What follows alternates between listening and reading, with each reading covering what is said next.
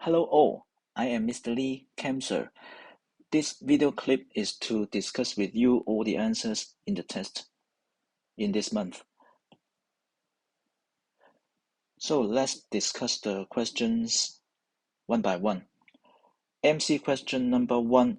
First of all, make sure you know that the chemical composition of each material listed in the options.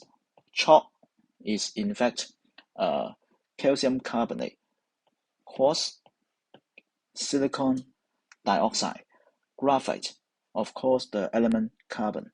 Rock salt, do you know what it is? It is sodium chloride. So to give a brick red flame in the flame test, it is just a test for calcium ions. So the answer is A. Question number 2. Which of the following processes would not produce metal? Make sure you know that electrolysis of a molten salt will give the metal, lithium in this case. Heating copper to oxide with carbon. First of all, make sure you know that copper is somehow an unreactive metal.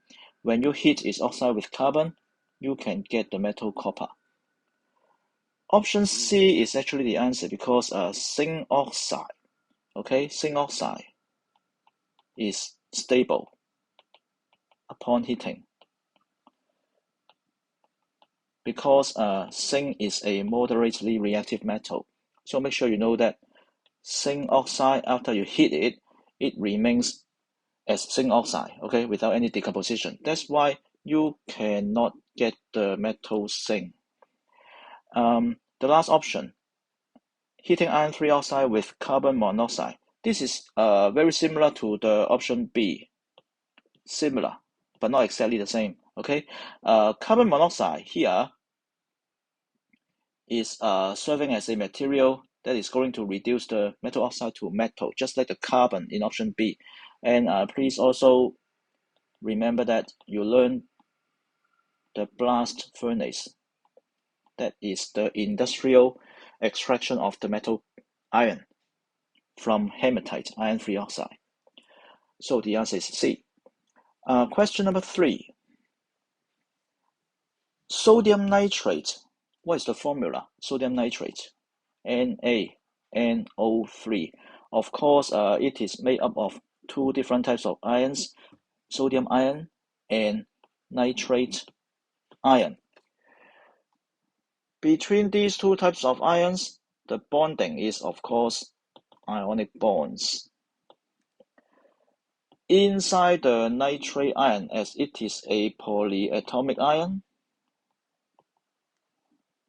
between the N atom and the O atoms, there will be covalent bonds. So, covalent bonds are present, ionic bonds are present. But for van der Waals process, it is always present between molecules. And make sure you know that here the sodium nitrate is an ionic compound. Therefore, the compound does not exist in the form of molecules. Therefore, there should be no van der Waals process. So the answer is A. Question number 4. Question number 4, first of all, element Q belongs to group 2. Therefore, when Q forms an ion, the formula should be Q2+. And when Q forms a compound with R, if the formula is like this, and bear in mind that Q, the ion is having the formula Q2+, and if it has the chemical formula Q3R2 for the compound between Q and R, therefore you should be able to think of the ion of R being R3-, because by the method, like this, you can obtain the formula of the ion of the element R to be R3-. Once you got the R3-, you should know that actually it forms an ion by gaining 3 electrons. So only the group 5 group 5, gain 3 electrons, changing the number of outermost shell electrons from 5 to 8, and then becomes the octet. So it is obvious that element R is a group 5 element. So the answer is B. Question number 5. For iodine, okay, first of all, it is a non-metal. Non-metal elements, of course, should not be having the structure, giant covalent structure. Instead, it should have the simple molecular structure. Iodine, of course, exists in the form of molecules, and the molecules are held together by weak van der Waals forces, so this is totally correct. And then in the molecules, of course, the iodine atoms are held by covalent bonds, or Y. We may, in short, draw the structural formula to be like this, and this is the covalent bond. Of course, I2 is just something like this, okay? Iodine is a group 7 element, and the I2 molecule, in the I2 molecule, the two I atoms are bonded by covalent bonds, so 3 is also correct. The answer is D. For structured questions, first of all, make sure you know that you have to write one observation and then write the chemical equation. The question already gave you the hints that the product is iron 2,3 oxide. Make sure you can write the Fe3O4 first in the equation, and then you can write the balanced chemical equation like this. And these are the expected observations, so you just write any one of them. Next, in the part B, magnesium ribbon added to copper 2 sulfate solution. This is, of course, a displacement reaction. Of course, the best way to present the observation should be this one, brown solid, because this is the most obvious. And of course, you may also describe the change in the color of the solution from blue to pale blue, but this is actually not as obvious as the one before. For the equation, actually, you may either write the full chemical equation or the ionic equation, so either one is okay. Page 3. Carbon dioxide, part A, the electron diagram. I think it's an easy task right now for you. Just to remind you that most of the time, if you are required to draw an electron diagram, and if the substance you are to draw the electron diagram is a covalent molecule, then just to give you a hint, normally there should be a word molecule here. So once you found the word molecule here, you are not going to draw something like this. Got the idea? Because this kind, okay, of electron diagram should be the ionic compounds. Okay, part B. Part B, lime water turns milky. Make sure you know that the carbon dioxide just,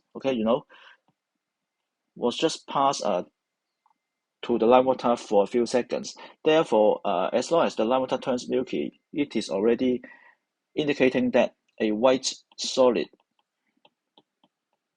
Of course, this white solid is insoluble in water, and that is, of course, calcium carbonate.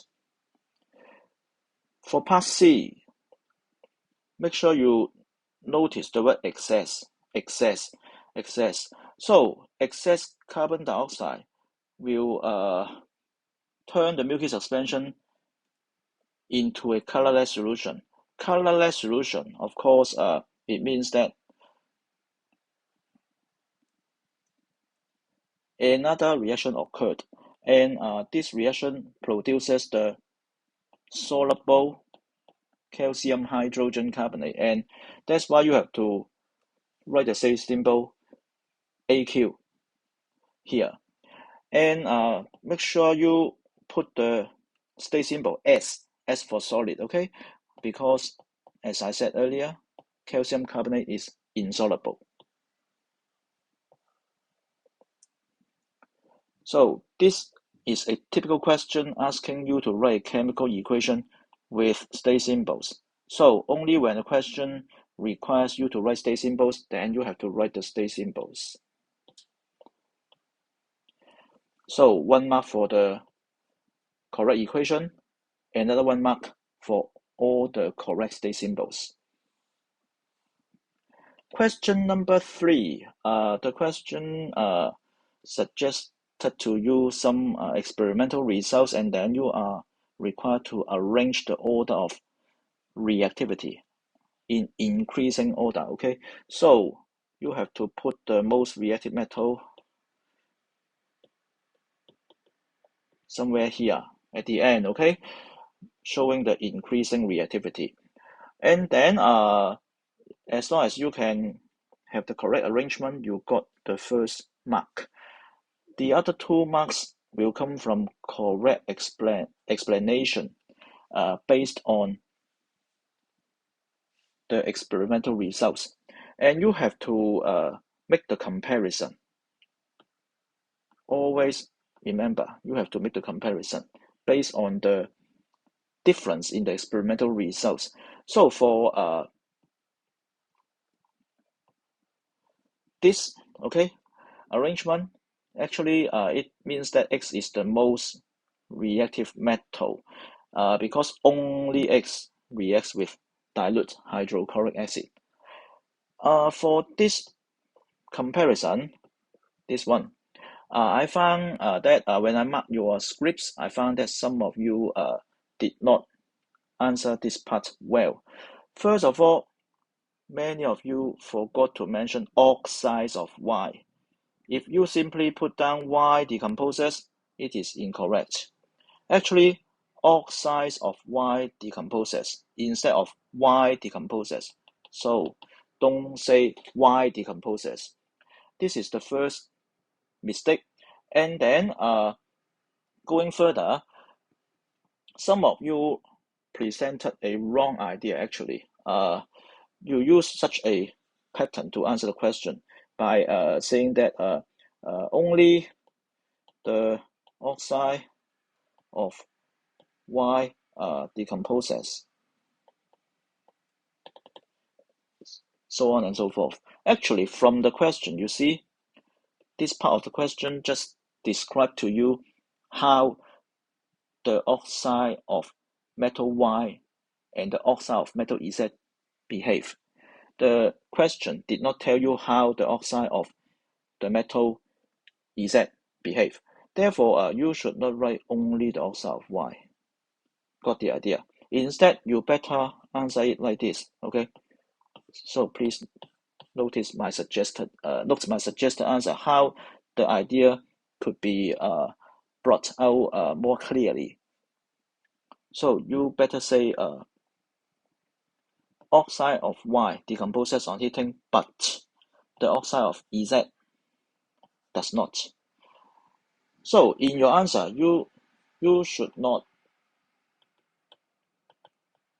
mention X or oxide of X because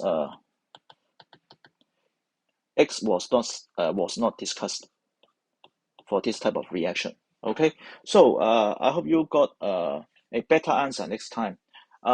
This time I still give you the 1 mark as long as you could bring out the idea. For example, you answer like this, I still give you 1 mark. Next time, make sure you can write better and better answers. Question number 4, the last question. Calcium reacts with cold water. Chemical equation, okay? Actually, you have to memorize the set of products, especially the calcium hydroxide, not calcium oxide. I still found some of you put down calcium oxide as one of the products, of course incorrect. And then observation, colorless gas bubbles because of the formation of hydrogen gas. Part C was a problem. Quite a number of you did not understand how to answer the question like this. Suggest a test for a gas.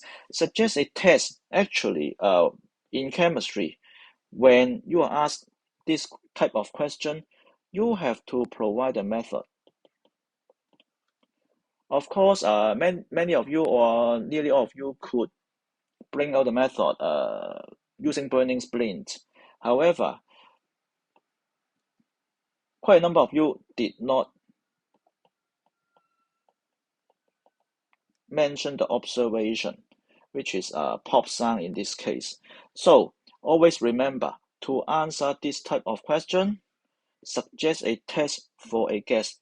Remember, you have to provide a method together with the observation so that you can score the 1 mark. I'll give you one more example, okay?